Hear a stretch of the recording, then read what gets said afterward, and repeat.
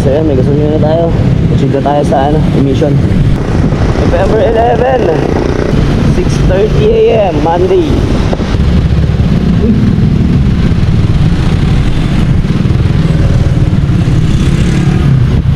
Sarado sila kuya? Wala kasi may ano ngayon. Dito yung mga paso. Ewan ko lang dyan. Oh, Ay, alas 8 pa yan. alas 8? Oo, mga alas 8 balikan mo. Mga alas 8 sarado. Mga wala yung paso. Yari. Sige kuya. Sarado rin. Nandito na tayo pero yung isa sarado rin, no? Ayun, pati ito sarado. Eh, dati naman, nung pumupunta ako dito, bukas yan, mga gantong oras. Meron doon? Yun, meron daw doon, sabi ng tropa Rips. Insurance ka na? Wala pa. 400 ang emission? Opo. Pero let's same lang dito.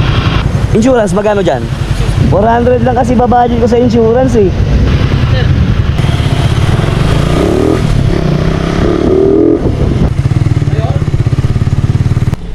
Thank you, Tola. Start? Start na daw. Napaaga tayo ah. So yun, meron na tayong emission 800, palag na, no? Yun, sa atin na nakapangalan yung insurance. Yung motor na nakaantayin natin may pangalan sa atin. Pinatay na. Sige na muna, balitaan ko na lang kayo pag nasa LTO na tayo. Eto na tayo, pinapasok na tayo sa loob.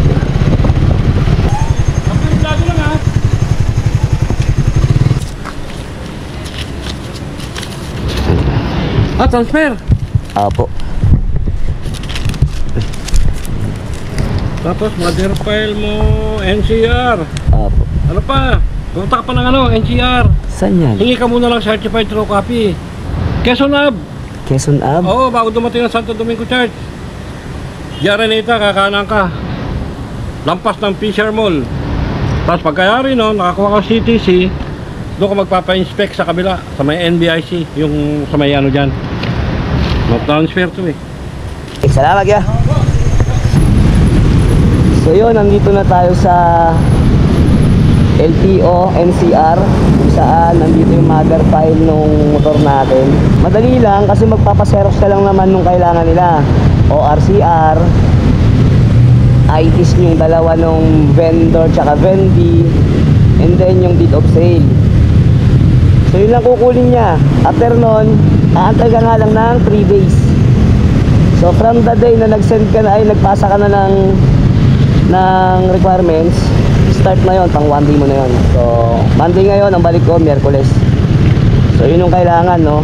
Mabusisi, change owner talaga.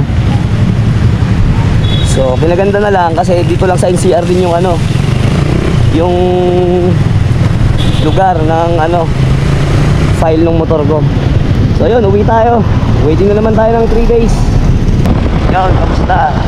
Ngayong araw na to, ngayon natin makukuha yung parang certificate o ano ba tawag doon? ETC? LTO Quezon Ave. 3 days kasi bago mo makuha yun eh. So Monday tayo napunta ron. So ngayon Wednesday na. Kukunin na natin yun para maparehistro natin kasi yun yung isa sa kailangan bago natin ma-change owner to tsaka may rehistro sa pangalan natin. So tara, punta na natin. Yun, so dito na tayo. Tara, pasok tayo. Kunin na natin na mabilis. Kukuha na natin yung natin. Correction tang LTO. Oh, lady rider oh. Sino to? Shout out. Luwag ng helmet niya.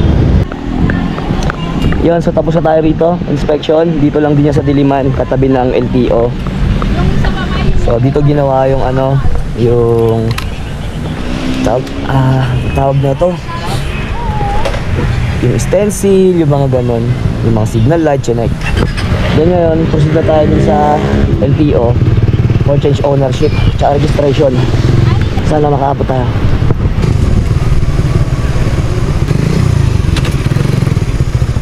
Ay, sa registration sir? Oo.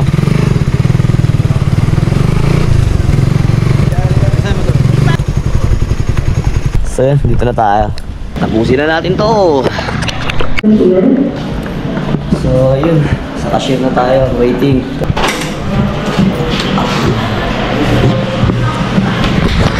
Bali, ito na nga pala yung OR natin. Tapos, ito naman yung itsura ng CR na ngayon. Lumaki na siya. Yun, so gawin na lang natin mabilis tong explanation na to, no? Paano nga ba magpa-change owner dun sa nabili nyong second hand na motor? So, gawin nyo lang.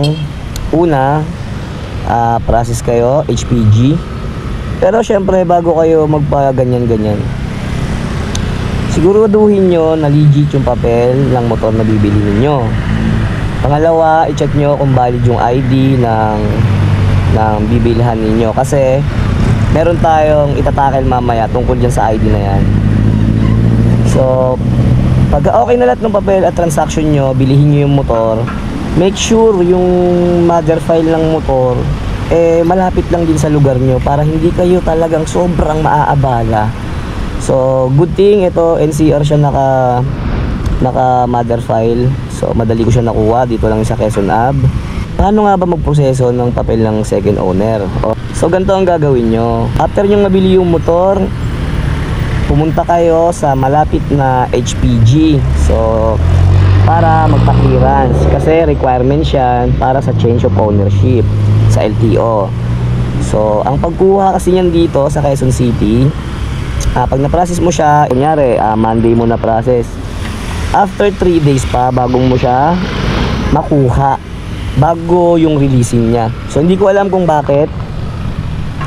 Pero siguro nga, syempre, kiniklear yung motor kung nagamit ba sa kung ano-ano yan. So, yun siguro yung isa sa ano, kaya medyo matagal siya. So, ngayon, after 3 days, pag nakuha nyo na yung HPG clearance nyo, ang gawin nyo naman, pumunta na kayo sa emission at insurance. Sa HPG pala, ang kailangan ng requirements nyo dyan, yung ID yung dalawa ng seller, yung dating owner, and then yung deed of sale. Yan yung mga kailangan nyo lang doon. Yun ang requirements ni HPG. Balik tayo ngayon sa emission at insurance. So, si insurance, nakuha ko siya 800, lahat-lahat na kasama ng emission. So, hindi ko alam kung nakamura ako doon. Pag nakuha nyo na yun, proceed na kayo sa LTO. Sa LTO, ang requirements naman, HPG clearance nyo, tsaka yung ORCR. Yan. Ganun lang kadali. Kung wala kayong magiging aberya, machi-change of owner nyo kagad yan. Ngayon, eto naman yung second scenario. Gaya sa akin, yung ID na ginamit ng first owner is expired ang lisensya niya. So, hindi ako pinayagan ma-change of owner to dahil expired nga naman daw. So, ang sinabi sa akin nung isang empleyado doon sa LTO is puntahan ko daw yung may-ari at hingian ko ngayon ng copy ng valid ID niya. Napaisip ako, hala, paano na lang yung ibang sobrang lalayo na talaga nung may-ari? Buti na lang meron isang empleyado doon sa loob ng office ng LTO na nagsuggest na hindi, pagawin mo lang siya ng affidavit of warranty. Para ako nabunutan ng tinik.